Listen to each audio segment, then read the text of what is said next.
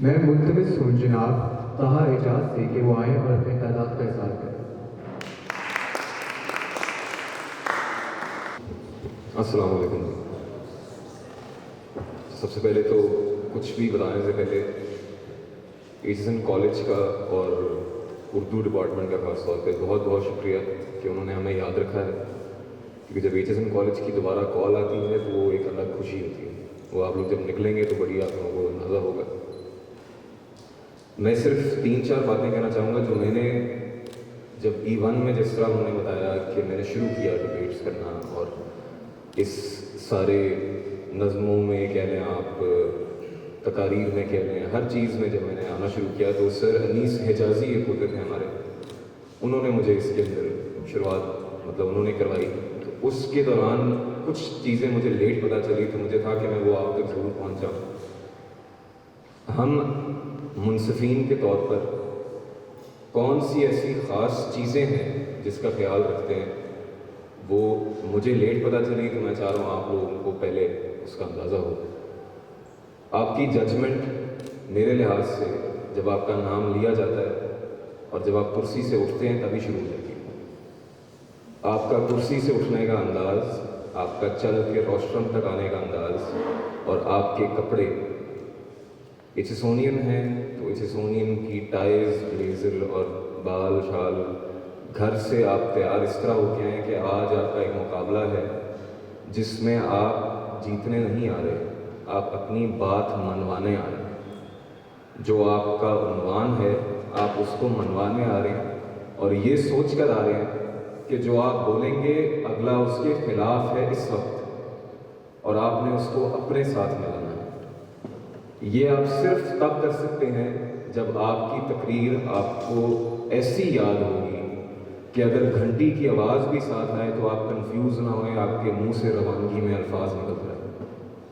اور سب سے بڑی بات، گھنٹی بجنی چاہیے آپ کی تقریر میں۔ تقریر کو گھنٹی سے پہلے ختم کرنے کی کوشش مت کریں، کیونکہ آپ کو اگر وہ ٹائم دیا گیا ہے 4 سے 6 منٹ، تو آپ کی تقریر 6 منٹ کے پاس ہی ہونی چاہیے۔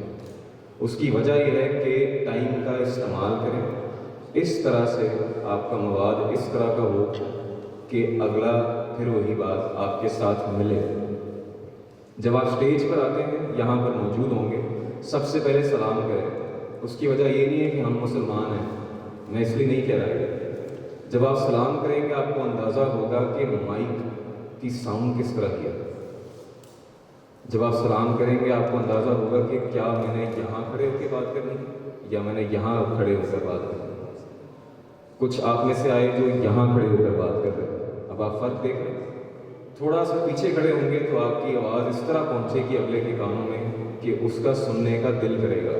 اور تقریر کا ہرگز یہ مقصد نہیں ہے کہ آپ نے یہاں آ کر غصہ کرنا۔ غصہ کرنا ضرور ہے، آواز آپ کی اونچی جانی چاہیے، لیکن تقریر ایک گراف ہے، یوں جاتی ہے پھر یوں گرتی ہے دوبارہ، پھر آہستہ آہستہ۔ اور شروعات ہی تقریر کی غصے سے یا تیز اپنی آواز سے اس طرح نہیں کرنی۔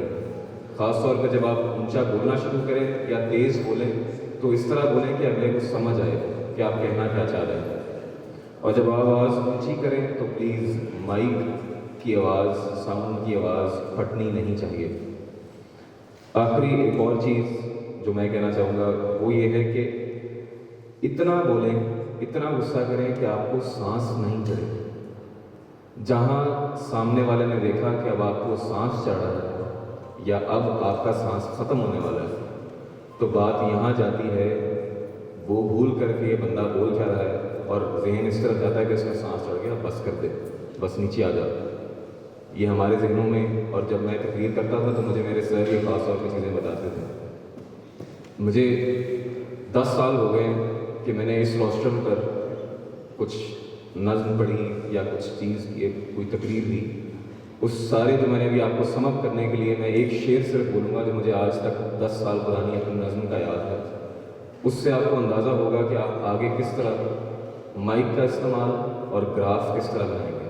وہ نظم تقریر کے قریب قریب ہی ہوگی اس وجہ سے एक तकरीर और नज़्म दोनों एक ग्राफ है। उस नज़्म का उन्वान था ए मेरे लोगों।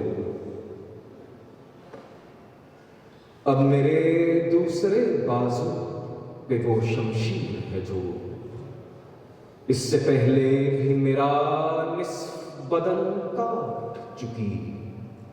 उसी बंदूक की नाली है मेरी सिंध के जो इससे पहले भी मेरी शहरत पर लहू चाट चुकी।